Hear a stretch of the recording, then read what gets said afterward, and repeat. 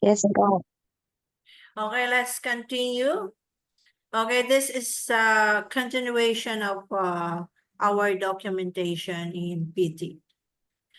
So physical documentation is an important tool for recording and treatment, tracking the patient's progress. Okay, so we have to document or record our patient's treatment and also their therapy and also their progress while they are receiving treatment.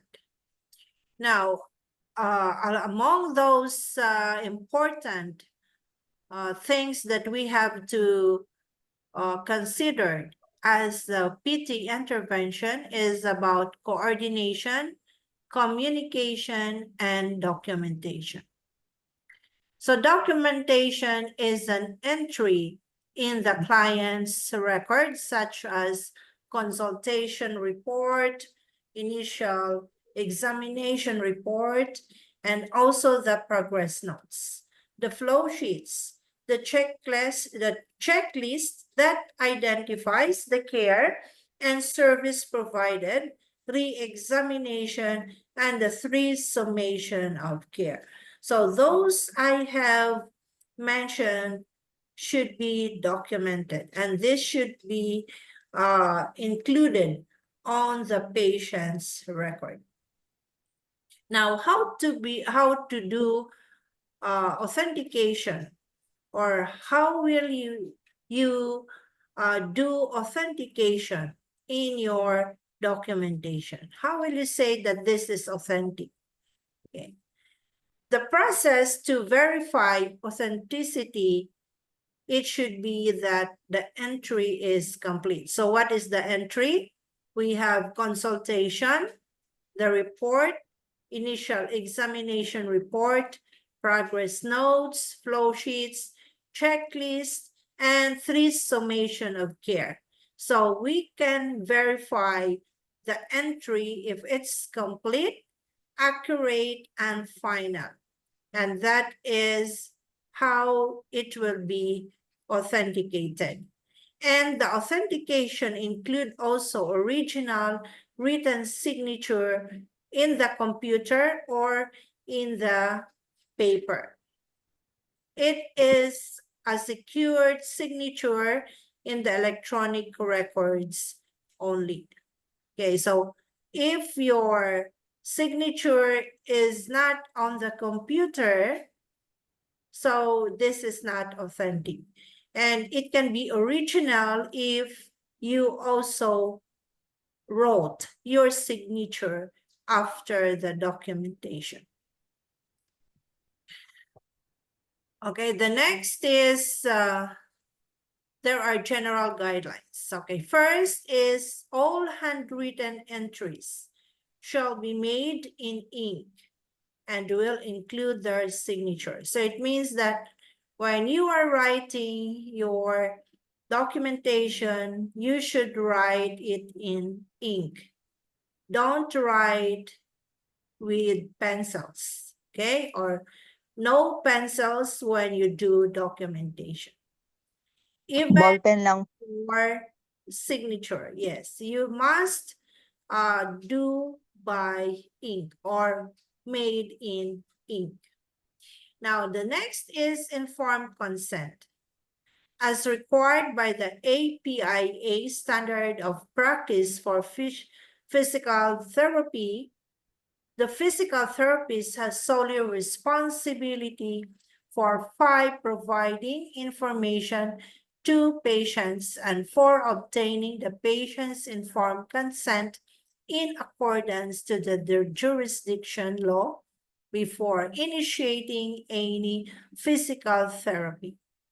So you must get a consent from the patient.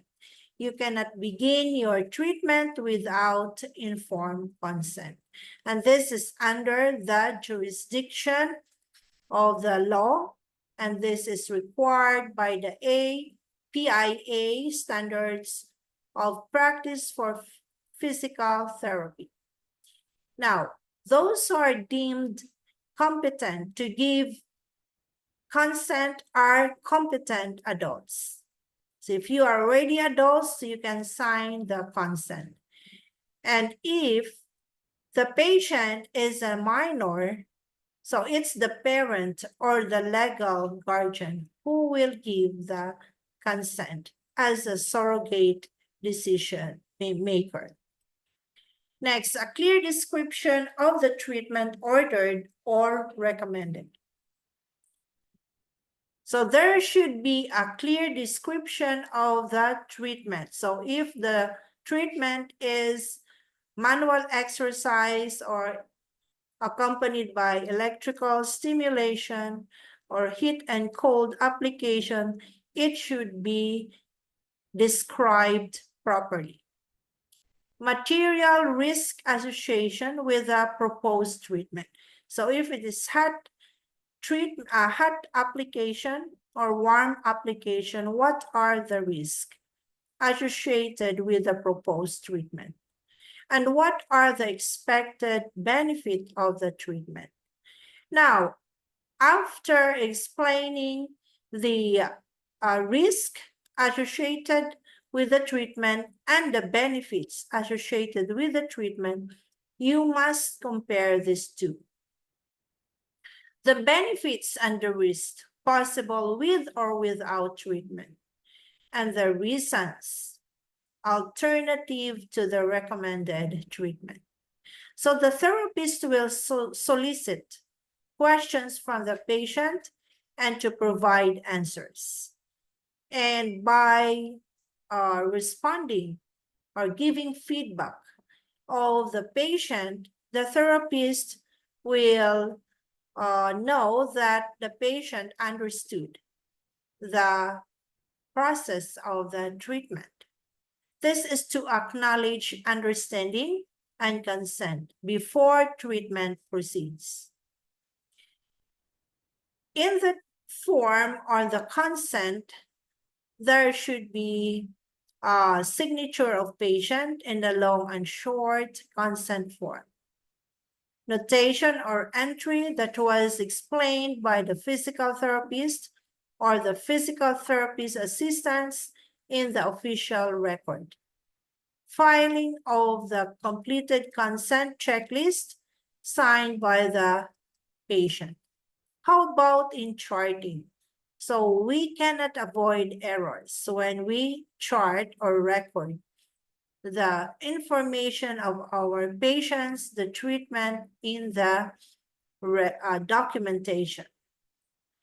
Now, when there are errors and initialing the dating, the chart or through the appropriate mechanism of electronic documentation, it clearly defines that there will be a change that will be made.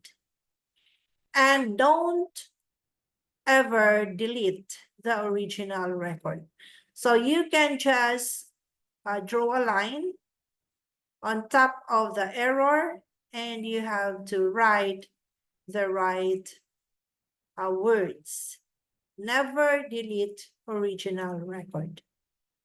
So in identifying, include your patient's name, the full name, like identification number also, and the entry are dated and authenticated with the provider's full name. And at the end, you have to write your appropriate designation. If you are a PT or PT or PTA. Documentation by students as well. There are students who are having their on-job training. So after recording, they have to write their designation as SPT or SPTA.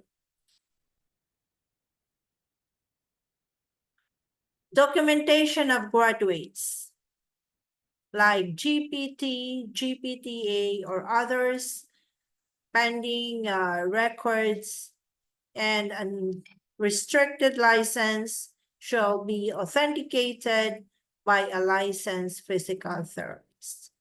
So the licensed physical therapist will also sign after your signature. And documentation includes the manner in which the physical therapy sessions are initiated. If they are referred by somebody, they have to attach the referral or consultation request.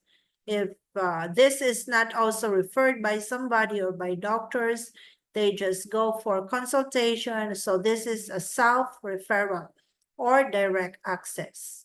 So the file copy of the correspondence or referral source will be acknowledged as the referral. Documentation is also referred at the outset of each episode of the physical therapy care. So the elements include history of the presenting problem, current complaints, and including onset date.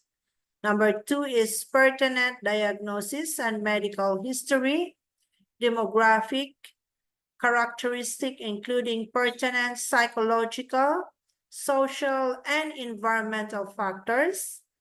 We have prior to concurrent services related to the current episode of physical therapy care, comorbidities that may affect goals and treatment plan, statement of the patient's knowledge of the problem and goals of the patient, including the family members and significant others.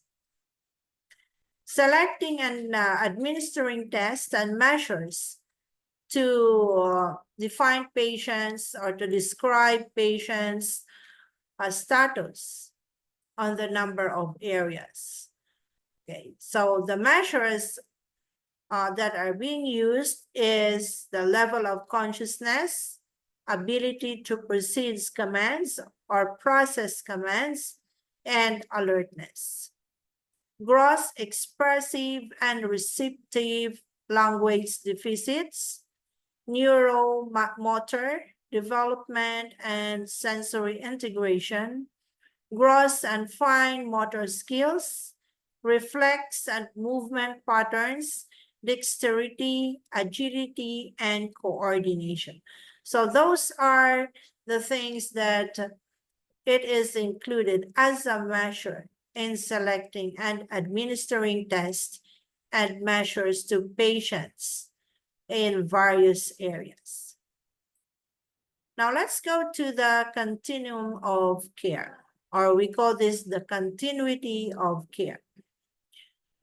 Okay, documentation may include checklist, the flow sheet, the graph, narrative, and the elements may include the intervention provided, if there are equipment provided, the range of motion, extent of joint motion, pain and soreness of the surrounding soft tissue, muscle length and flexibility, and also your muscle performance.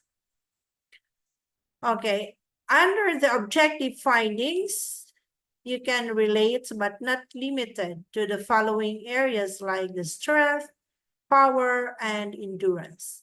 For ventilation or for breathing, respiration, and circulation, these findings may be related but not limited to vital signs, breathing exercises, heart sounds. And for postures, these are objective findings related but not limited to the following: static posture, dynamic posture. And it includes also the gait, how the patient walks, locomotion, how the movement of the muscles and joints, and the patient's balance. So this is related findings, and these are objective, okay, but not limited to the following areas like characteristic of gaits, functional ambulation, and characteristic of balance. How about self-care and home management status? Examples include objective findings again, like your activities of daily living, functional capacity, static and dynamic strength. For the community and work, job, work, play, school, integration and reintegration, like instrumental activities of daily living, functional capacity, and adaptive skills. So these are all objective findings. So you will place this or record this in your notes. Okay. Now, after you have gathered all the findings, like it can objective and subjective findings, then you have to formulate your goal. Then after formulating your goal, you go to your interventions. And the last is you do evaluation. Evaluation is a dynamic process in which the physical therapists make judgment based on the data gathered during the examination. Then they will form now the diagnosis. Okay, diagnosis encompassing a cluster of signs and symptoms or categories that reflects the information obtained from the examination. And you have also to formulate your goal. And this involves the goal in measurable terms. And the goal should be linked to the problem identified. And there will be short and long-term goals. Establish when applicable potential for achieving goals. So you have to do short and long-term goals. Okay, intervention plan or recommendation. According to the module, it shall be related to realistic goals and expected functional outcomes. Should include frequency, duration, or achieve a stated goal. Should include patient and family, caregiver, educational goals. Should involve appropriate collaboration, coordination of care with other professionals' services. And at the last is you have to authenticate the appropriate designation of the physical therapy. So if you are a student, so you have to write SPT, or if you're a student assistant, so SPTA. And it should be recognized or authenticate by a licensed therapist. Okay, so let us go to SOAP notes. What are SOAP notes? SOAP notes are highly structured format for documenting the progress of patients during treatment and is only one of the many possible formats that could be used by a health professional. So it's not only physical therapy using the SOAP notes. Even nurses are using the SOAP notes. And these are entered into the patient's medical record by the healthcare professionals to communicate information to other providers of care. Okay, so what is the acronym of SOAP? S is for subjective. This is when the patient says about the problem. So if the patient is having pain on the right leg, the patient will verbalize, I have pain in my right leg. I was not able to sleep well last night. So this is an subjective cue or findings. Now, what is an objective? This is what the therapist observed and treatment interventions like the range of motion, the outcome measures. This is the objective findings from the therapist. Assessment is the analysis of the various components of the assessment. okay, is the analysis of various components of the assessment. And P is how the treatment will be developed to reach the goals and or objectives. Okay. So subjective is, this is what the patient feels. The patient describes the problem, like about the symptoms, the current condition, complaints, activity of the level of activity, disability, symptoms, social history, family history, employment status, and environmental history. So the information could include also from the family. The family is the one talking or the caregiver. Okay, this is under subjective findings. Now, the objective findings are the section outlines what the therapist observed, tests, and measures. So obtained information may be stated in measurable terms.